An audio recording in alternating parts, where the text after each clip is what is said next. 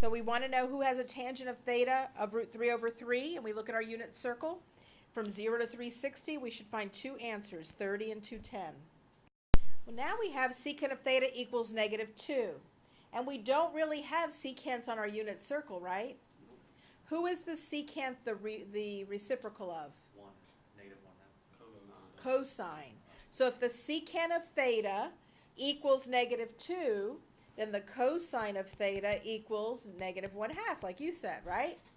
So find on your unit circle who has a cosine of negative 1/2. 3. 120 and 240. Okay? So on your unit circle, you're going to first look in the first quadrant to get your answer. Then you're going to look in the second. If you still can't find it, you're going to look in the third. You're never going to look in the fourth quadrant. Okay? What does sine of negative 1 mean?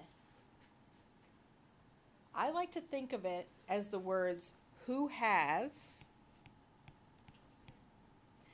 a sine of root 2 over 2. You're going to start with the parenthesis first, and you're going to say to yourself, who has a sine of root 2 over 2? You're going to look at your first quadrant first. You should find somebody there. Mark, find somebody in the first quadrant that has a sine of root 2 over 2. 45. So now, who has a sine of root 2 over 2? 45. So what is the cosine of 45? Root 2 over 2. Since we go to the first and cosine in the first quadrant is positive, we're going to draw a triangle in the first quadrant. Everybody do that. And if the cosine of that angle is 4/7, then that's going to be adjacent over hypotenuse. Which, I don't know why I wrote that. Everybody get that?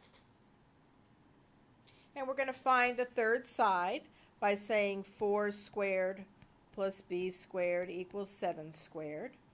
So 16 plus b squared equals 49. B squared equals 49 minus 16, which is 33.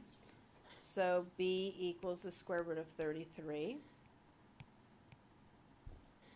So if the cosine of an angle is 4/7, this is what that angle looks like. Does everybody understand that? Because 4 is the adjacent, 7 is the hypotenuse. Just got a little bit harder, didn't it?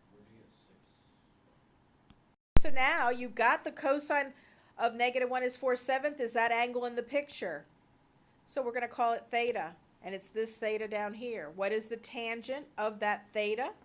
It's opposite over adjacent. All right, so on the second one we have secant cosine negative 1, or the inverse cosine of negative 3/11. Like, who has a cosine of negative 3/11? Well, here we're going to look at where cosine's negative.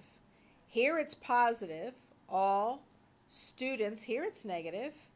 Take, here it's negative. Calculus, here it's positive. So we're never going to pick one from here, right? I said never go there. So we're going to draw a triangle in quadrant 2. Everybody understand that?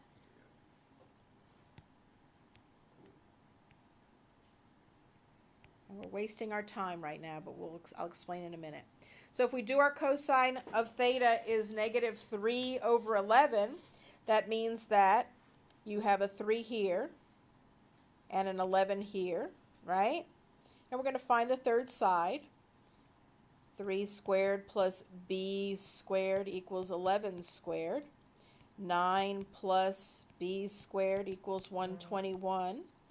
B squared equals 110. No, 12.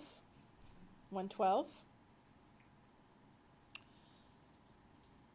And b equals the square root of 112. I see 112 is an even number.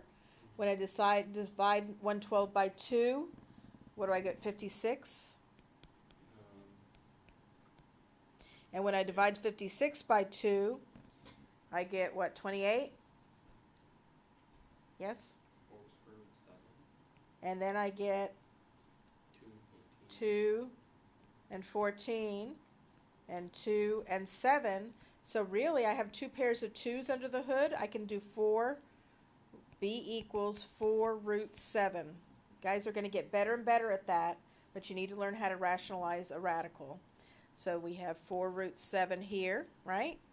And like I said, we're wasting our time. We are wasting our time right now. Okay? If the cosine of an angle is negative 3 over 11, what is the secant of that angle? 11 over negative 3. Very good. So negative 11 over 3. So in this case, we didn't have to draw the triangle. I told you at the beginning we were wasting our time. Because the secant and the cosine are reciprocals of each other. So who has a cosine of negative 311? Okay, this guy. What is the secant? The reciprocal of that. So if you see that they're inverses of each other, just flip them and get the radical. Tell us that in the beginning. Because I wanted to make you suffer. That's mean. I know.